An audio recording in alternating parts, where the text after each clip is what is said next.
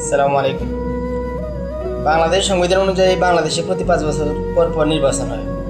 তো নির্বাচন গত 17 বছরে হয়েছে, অথবা আমরা নির্বাচনে ভোট দিতে পারি না, এতটুকুই পারতাম। নির্বাচন আসে, নির্বাচন যায়, আমাদের ভাগ্যে তো কোনো পরিবর্তন হয় না।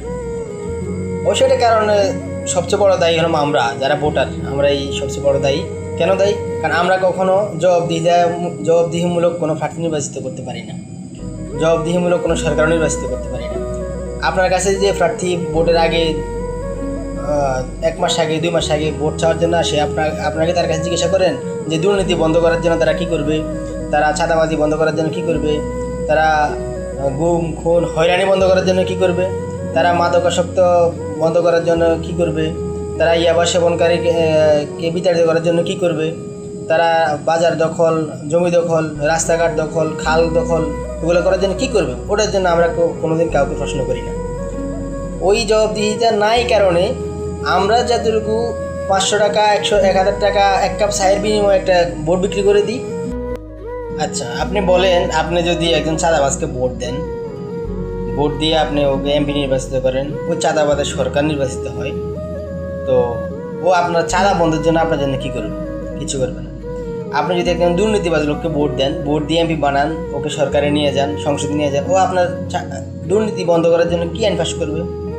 আপনি একজন ঋণ খেলাপি, একজন ব্যাংক লুটকে যদি আপনি নির্বাচিত করে সংসদে পাঠান, তো ওই লোক সংসদে গিয়ে আপনার ঋণ খেলাপি ব্যাংক লুটের বিরুদ্ধে কী আইন পাস করবে?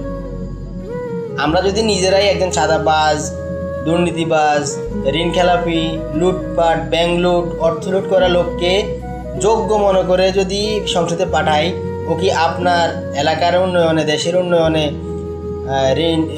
ঋণ খেলাপিদের বিরুদ্ধে, ব্যাংক লুটপাটের বিরুদ্ধে, দুর্নীতিবাজের বিরুদ্ধে, ছাদাবাজের বিরুদ্ধে কোনো ব্যবস্থা নেবে? কোনো আইন পাশ করবে না। কারণ সে তো নিজে ওই দুর্নীতিবাজদের শেল্টার দাতা, সে তো নিজে ঋণ খেলাপিদের শেল্টার দাতা, সে তো অর্থ লুট, ব্যাংক লুটের সাথে সে নিজে জড়িত।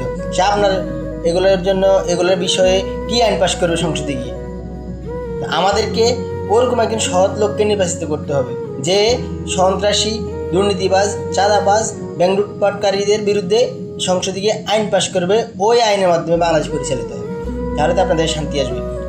আমরা যদি চোখে দেখি যে ওই লোকটা চাঁদাবাজি করছে, ওই লোকটা ঋণ খেলাপি আছে, ওই লোকটা ব্যাংক লুটের সাথে জড়িত, ওই লোকটা দুর্নীতিবাজ, আমরা তাকে ভোট দিই, ও তো নিজেকে বাঁচানোর জন্য হলো আইনটা ফাঁস করবে না, ও তো নিজেকে বাঁচানোর জন্য ওরকমভাবে আইন ফাঁস করবে যাতে নিজে কোনো দিন না ফাঁসে।